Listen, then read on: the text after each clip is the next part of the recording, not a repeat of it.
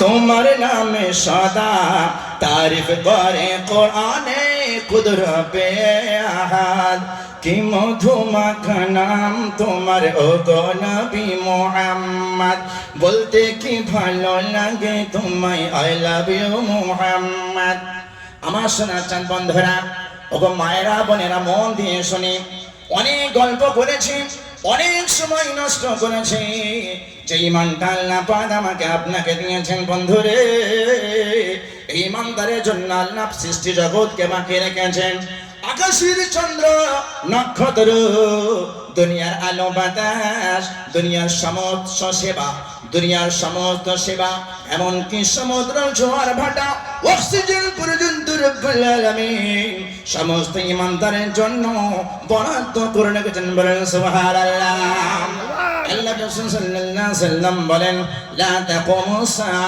হাত্তা ইয়াকালু আল্লাহ আল্লাহ যতক্ষণ জমিনে দুনিয়ার জমিনে আল্লাহ বললে ওয়ালা থাকবে কালমা বললে ওয়ালা থাকবে আল্লাহকে বিশ্বাসকারী বান্দা থাকবেন ততদিন পর্যন্ত কিয়ামত অবস্থান হতে পারে না বলেন সুবহানাল্লাহ সূরার নাম সূরা বুরুজ কি সূরা বলেন সূরার নাম সূরা বুরুজ আমি সব ব্যাখ্যা হালকা একটা ব্যাখ্যা করেছি হযরত ঈসার জামানায় একটা ছিল বাদশা তার দরবারে ছিল একটা জাদুঘর কি ছিল বলেন জাদু ছিলেন ভালো করে চেনেন আজকালও জাদু চলে জাদু থেকে মুক্তির উপায় পরে জানবেন সেই জামানায় একটা বিখ্যাত জাদুঘর ছিল সে বয়স্ক হয়ে গেল বাদশাকে বলে মহারাজ আমি বয়স্ক হয়ে গেছি আমি মারা যাব আমি চাইছি আমার জাদুবিদ্যা কোনো বাচ্চাকে কিংবা এলাকার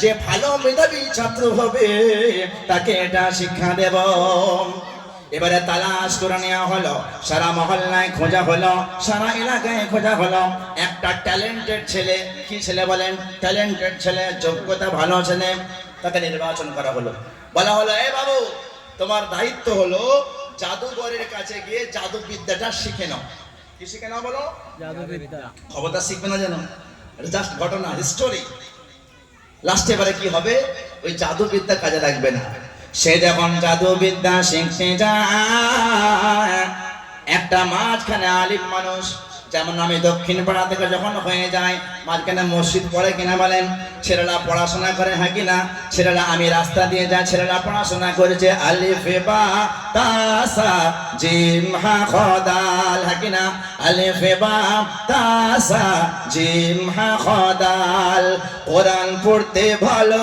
লাগে পড়বো চিরকাল আলিফ বা তাসা জিম হা খদাল কোরআন পড়তে ভালো লাগে পড়বো চিরকাল জাল রজা শিন শিন পড়তে বসবো প্রতিদিন যেমন কোরআন শুনতে ভালো লাগে আল্লাহর কালাম শুনতে ভালো লাগে আসমানি কালাম শুনতে ভালো লাগে ওই বাচ্চা যখন জাদু শিখতে যায় যেখানে আলিম মানুষ পড়ায় ওই আলিম মানুষের কাছে বাচ্চাটা একবার বসে যায় রোজ একবার এখানে অ্যাক্টিভ দেয় তারপরে জাদু শিখতে যায় আমার কথা বুঝতে পারছেন তাহলে ও টু টিপ দেয় ও কটিপ দেয় বলেন আর বাপ মা পাঠাচ্ছে কটিপ দেওয়ার জন্য শুধু জাদু শিখে আসবে কিন্তু ছেলেরা ওরা রেকর্ডার হয় ট্যালেন্টেড হয় ওকে ভালো লেগে গেছে এইদিকে কালিমা শেখে ওইদিকে জাদু শিখে সে এবারে কনফিউজ হয়ে গেল কোনটা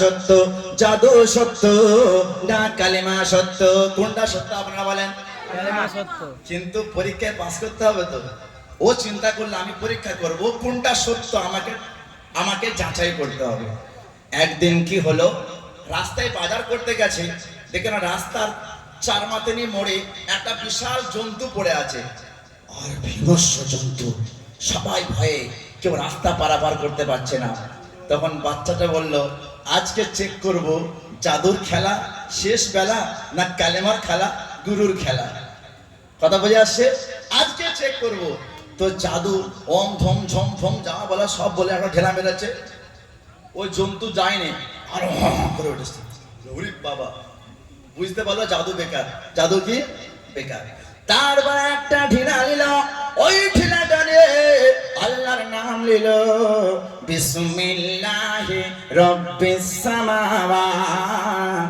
আল্লাহর নাম নিয়ে যখন ওই ঠেলাটা ওই জন্তুকে নিক্ষেপ করা হলো, সঙ্গে সঙ্গে আল্লাহর নবীর শরীরে ওই জন্তুটা সঙ্গে সঙ্গে মারা গেল। বলেন সুবহানাল্লাহ। তার ঈমান পরীক্ষা হয়ে গেছে। বলেন কালিমার জোর বেশি না জাদুর জোর বেশি? জোরে বলে কালিমার জোর বেশি না জাদুর জোর বেশি? তাহলে কালিমার জোর লা ইলাহা, আর জোরে লা ইলাহা ইল্লাল্লাহু মুহাম্মাদুর রাসূলুল্লাহ সাল্লাল্লাহু আলাইহি ওয়াসাল্লাম। এবারে বলুন, যার এক ঢিলাই বিশাল জন্তু মারা গেছে, সেই বাচ্চাটাকে ছেড়ে দেবে সবাই? ধরবে কিনা? বাবু তোমার নাম কি? তোমার বাড়ি কোথায়? তোমার বাপের নাম কি? তোমার 14 পুরুষের নাম কি? সব হিস্ট্রি নেবে। একেবারে সবাই তোয়াজ করতে লাগলো, বিশাল নাম প্রসার হয়ে গেল। যার যাই অসুখ হয় তাকে বলে একটা দোয়া করো, আর তার দোয়াতে সব ভালো হতে বলে সুবহানাল্লাহ। এমনকি মায়ের পেট থেকে অন্ধ বাচ্চা, মুসলিম শরীফের হাদিসে রয়েছে যে মায়ের পেটের বাচ্চা অন্ধ জন্ম হতো, যখন তার কাছে যাওয়া হতো একটা এমন দোয়া বলে দিত, মায়ের পেট থেকে অন্ধ বাচ্চা চোখের দৃষ্টি ফিরে পেতে বলেন সুবহানাল্লাহ। সারা দেশে প্রচার হয়ে গেল। এমত অবস্থা যে বাচ্চাটাকে পাঠিয়েছিল কিসের জন্য? কলমা শেখার জন্য? কি শেখার জন্য বলেন? আমার ক্লাসে বসে থাকলে হবে না, উত্তর দিতে হবে, ঠিক আছে? তাহলে জাদু শিখতে, আর সে কি শিখলো?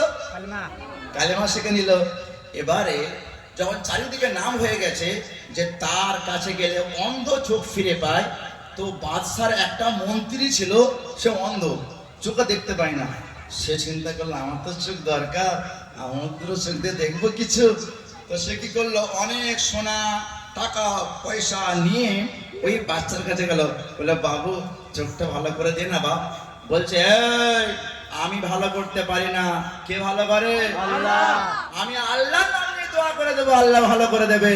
আল্লাহর নাম নিয়ে শুধু হাত বুলিয়ে দিয়েছে, তার চোখ ফিরে গেছে। বলে সুবহানাল্লাহ। বাদশা যখন খবর পেয়ে গেল, বাদশা বলছে ও বন্ধু মন্ত্রী, তুমি চোখ কি করে ফিরে পেলে? বলে একটা বালক, যেই বালককে আপনি জাদু শিখতে পাঠিয়েছিলেন, ওই বালক জাদু শিখতে শিখতে কালেমা শিখেছে আলিমের কাছে। এমন কালেমার পাওয়া, ওর ঠিলাতে বড় বড় জন্তু মারা যায়, ওর বিভিন্ন অসুস্থ রোগ সুস্থ হয়ে যায়। এমনকি মায়ের পেট থেকে বাচ্চা যে দেখতে পায় না, চোখ ফিরে যায়। বাচ্চাটাকে ডাকা হলো, বলে তুই কি পেয়েছিস? তোর কি করতে দিয়েছি? বলে কিছু করার নেই, আমি যেটা শিখেছি আই এম সো হ্যাপি, আমার আর কিছু দরকার নেই। বলছে আচ্ছা এমন ব্যাপার। তো সর্বপ্রথম কি করলো, ওই বাদশাহ মন্ত্রী যে ইসলাম গ্রহণ করে নিয়েছে, ভালো করে বোঝেন, আমরা ফ্রিতে কলেমা পেয়েছি। বলেন কি পেয়েছি? বলেন ফ্রিতে। এই দেখেন ফ্রিতে খিচড়ি স্কুলে কিন্তু কেউ যায় না, যায় কেউ ছেলেদেরকে পড়ায় না, শুধু যায় টিফিন নিয়ে। তাও ছেলে যায় না, ছেলের মা যায়, ছেলের দিদি যায়, ছেলের বাপ যায়। ওই দুটো আন্ডা, বড় বড় আন্ডা, ডবল কুসুম আন্ডা, আর ওই চাল নিয়ে চলে আসবে। কিন্তু পড়াবে কোথায়? আর আমি মিশনে, বিভিন্ন মিশনে পড়াবে। ফ্রি জিনিসের কদর, আমরা ফ্রিতে মুসলমান হয়েছি তো ওই জন্য আমরা কালমার মর্যাদা বুঝতে পারি না। সেই যুগে কালমা যারা ইমান এনেছে, ওই বাদশাহ কি করলো, করাত নিয়ে মাঝখান দিয়ে ফেড়ে দুফালি করে দিল। হায় হায় হায়। শুধু তাকে নয়, তার শিক্ষককেও করে দিল। এমতো অবস্থায় বাচ্চাটাকে যে হত্যা করবে, বুক কাঁপছে, যে ডাইরেক্ট মেরে দেবো, একটা প্ল্যানিং আনলো। প্ল্যানিং অনেকে আছে না, ডাইরেক্ট কিছু বলতে পারে না, ডাইরেক্ট কিছু করতে পারে না, তো ঘুরিয়ে কান ধরায়, হ্যাঁ ঘুরিয়ে ফিরে কাজ করায়। তো কি করলো বাদশাহ, চিন্তা করলো একে এক কাজ করো। অনেক সেনাবাহিনীকে বললো, ও সেনাবাহিনী পাহাড়ের চূড়ায় তুলে নাও, পাহাড়ের চূড়ায় নিয়ে যাবার পরে পাহাড় থেকে একে নিক্ষেপ করে দাও। পাহাড়ের উপরে যখন নিয়ে যাওয়া হলো, কিতাবের মধ্যে এবার সামাইদাতিল বুরুজ এর তাফসীরের মধ্যে পাওয়া যায়, মুসলিম শরীফের হাদিস, পাহাড় চলে গেল, কেঁপে গেল। কেঁপে যাওয়ার পরে যত সেনাবাহিনী ছিল সবাই পড়ে গেল। আর আল্লাহ তাআলা ওই বাচ্চাকে সুস্থভাবে বাড়িতে ফিরিয়ে দিলেন। বলেন সুবহানাল্লাহ। নারে তাকবীর, নারে তাকবীর। আমাদের হাজরা চলে এসেছেন, উনি এখনই আপনাদের সামনে বক্তব্য রাখবেন। আমার বক্তব্যটা তাফসীরটা শেষ করে তারপর আমি বিদায় নেব ইনশাআল্লাহ। তাহলে কি করলো, যেই সেনাবাহিনীরা উপরে তুলেছে তারা উপরে পড়ে গেল হুমড়ি খেয়ে, আর বাচ্চা ফিরে বাচ্চার কাছে চলে এলো। বাচ্চা বলছে কি ব্যাপার, আমাদের লোক কই? বলে আপনার লোকে সব পড়ে গেছে, আল্লাহ আমাকে বাঁচিয়ে নিয়েছে। আবার বাদশা কি করলো, আরো সেনাবাহিনী পাঠালো। বলে কে নদীর মাঝখানে নিয়ে চলে যাও, সমুদ্রের মাঝে নিয়ে চলে যাও, নৌকাকে উল্টে দেবে যাতে পড়ে যায়, যাতে শেষ হয়ে যায়।